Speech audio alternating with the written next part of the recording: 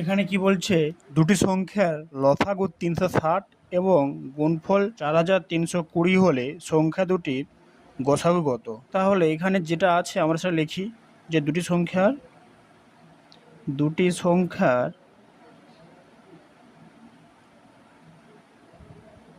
লসাগু যেগুলো দেওয়া আছে সেগুলো আমরা তুলব 360, আর গুণফল কত দেওয়া আছে, দুটি সংখ্যার গুণফল 4320। এবার আমাদের গসাগু বের করতে হবে। এর একটা সূত্র থাকে যে দুটি সংখ্যার গুণফল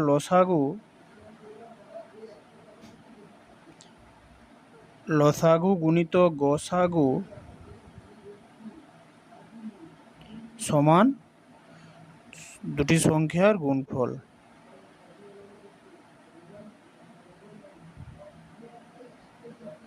এবারে মানগুলো আমরা বসিয়ে দেবো। মানগুলো কি আছে, বা লসাগু কত 360, গসাগু জানিনি তো গসাগু রাখবো, দুই সংখ্যার গুণফল 4320, বা গসাগু সমান কি করবো, এটাকে এখানে আনবো, নিচে আনবো, 4320/360।